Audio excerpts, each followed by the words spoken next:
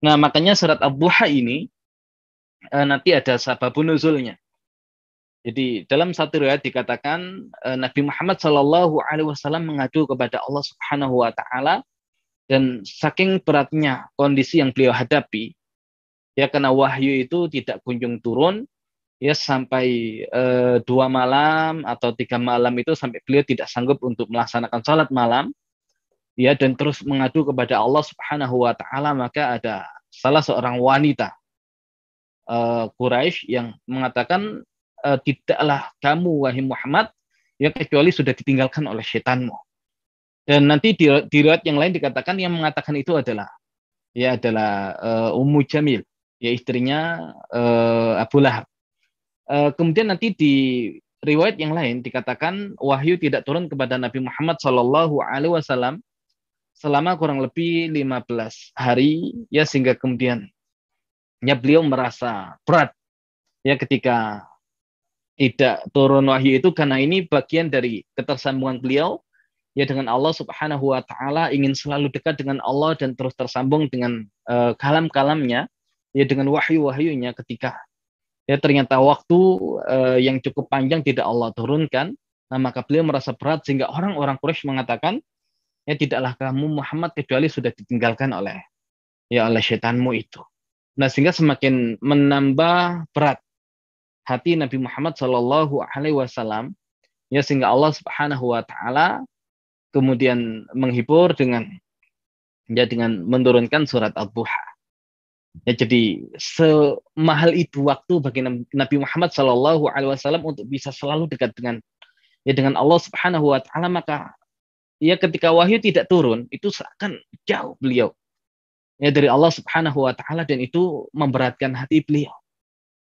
Ya makanya semahal itu waktu untuk ya bisa selalu dekat dengan Allah Subhanahu Wa Taala, yang sampai menjadikan kondisi beliau ya sangat berat sampai Allah berikan hiburan ya dengan menurunkan surat Ad-Duha yang itu menunjukkan tentang ya kenikmatan-kenikmatan yang Allah Subhanahu Wa Taala ya berikan kepada Nabi kita Nabi Muhammad Shallallahu Alaihi Wasallam. Kemudian Allah bersumpah dengan dua, wadduha walaili idza saja. Nah, kita tahu ad-duha, ya ad-duha ini hanya sebagian waktu ya dari waktu siang. Ya karena ketika matahari sudah agak tinggi sampai sebelum waktu zuhur, nah itu waktu duha. Berarti tidak penuh satu hari. Sedangkan lawannya adalah walaili idza saja. Ya walail demi malam, berarti penuh satu malam. Ya walaupun tadi ya kita lihat secara urutan turun, dimulai dengan Al-Fajr di urutan yang ke-10 dan di urutan yang ke-11 wadduha, ya maka seakan masih tersambung. Dan pelajaran yang lain, ya seakan ad-duha ini atau waktu duha ini walaupun dia hanya sebagian waktu siang, tapi seakan saking besarnya manfaat yang ada di waktu duha ini, maka kalau dibandingkan dengan lawan dari siang, yaitu malam, maka sudah bisa menandingi ya satu waktu malam full itu. Hanya dengan sebagian waktu siang, yaitu waktu duha, saking ya manfaat yang Allah hadirkan begitu luar biasa di waktu duha ini.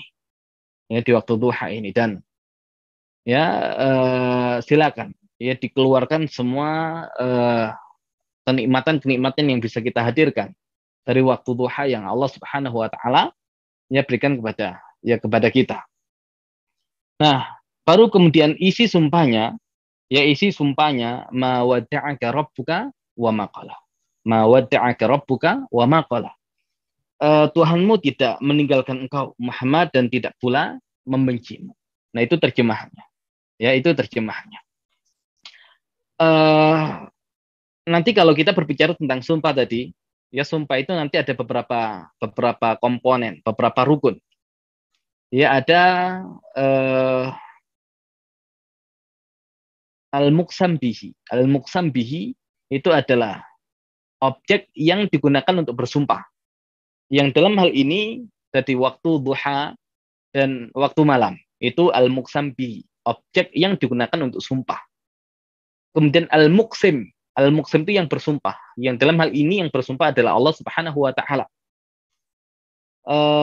Kemudian nanti ada adat al-qasam. Ya, perangkat untuk bersumpah. Yang dalam hal ini Allah gunakan kata wa ad-duha, wa al-laili idza saja. Nah, kemudian nanti ada yang namanya al-muqsam alaih. Ya, al-muqsam alaih itu isi sumpah. Ya, jadi al-muqsam alaih itu isi sumpah, berarti harusnya ada korelasi antara al-muqsam bihi, objek yang digunakan untuk sumpah, dengan al-muqsam alaih. Ya, isi sumpahnya. Ya, jadi kalau kemudian kita bersumpah, kadang nggak ada sangkut pautnya dengan isi sumpahnya. Kalau Allah tidak demikian. Ya, antara objek yang digunakan bersumpah dengan isi sumpahnya itu punya korelasi. Ya, kalau kita mengambil contoh, ya kita ambil contoh yang di luar juz 30 saja. Ya, kan nanti ada beberapa yang insya Allah menjadi materi yang akan kita bahas. Contohnya di surat An-Najm, yang tadi masih saudaranya surat Al-Duha. Di surat An-Najm, Allah Subhanahu wa taala berfirman, "Wan najmi idza hawa." Demi bintang apabila dia hawa, ya dia jatuh. Isi sumpahnya apa? Ma dhalla sahibukum wa ma ghawa. Sahabat kalian itu tidak sesat dan tidak menyimpang. Wa ma yantiqu 'anil hawa. Yang dia tidak pernah berbicara dengan hawa nafsunya. In huwa illa wahyu yuha. Akan tetapi yang dilakukannya itu berdasarkan wahyu yang diwahyukan kepadanya. Nah, berarti apa korelasi antara sumpah dengan bintang yang jatuh dengan pernyataan kalau Nabi Muhammad Shallallahu Alaihi Wasallam tidak tersesat dan tidak menyimpang? Ya, sebagaimana yang terjadi pada bintang ketika dia berpindah dari satu tempat ke tempat yang lain, ya, atau bahkan kemudian jatuh. Ya, maka bintang itu tidak jatuh berdasarkan keinginannya sendiri. Bintang itu tidak pindah dari satu tempat ke tempat yang lain dengan keinginannya sendiri. Ya, tapi bintang itu jatuh ataupun pindah ke tempat yang lain itu atas perintah dari Allah Subhanahu wa taala. Pun demikian dengan sahabat kalian. Muhammad Shallallahu alaihi wasallam, apapun yang dilakukannya, kalau kalian merasa yang dilakukannya itu berbeda, ya maka itu bukan karena dia sesat atau menyimpang, bukan. Tapi itu semua ya karena beliau menjalankan wahyu yang diturunkan ya oleh Allah Subhanahu wa taala kepada beliau. Ya, jadi antara al-muqsam bihi dengan al-muqsam alaih ya ada korelasinya. Nah, ya sebagaimana yang dulu kita jelaskan di An-Nazi'at, ya juga tadi ada yang demikian. Nah, maka apa kaitannya? Ma wadda'aka rabbuka wa ma qala. Rabbmu tidak meninggalkanmu. Rabbmu tidak meninggalkanmu. Bayangkan, Allah bersumpah dengan waktu duha.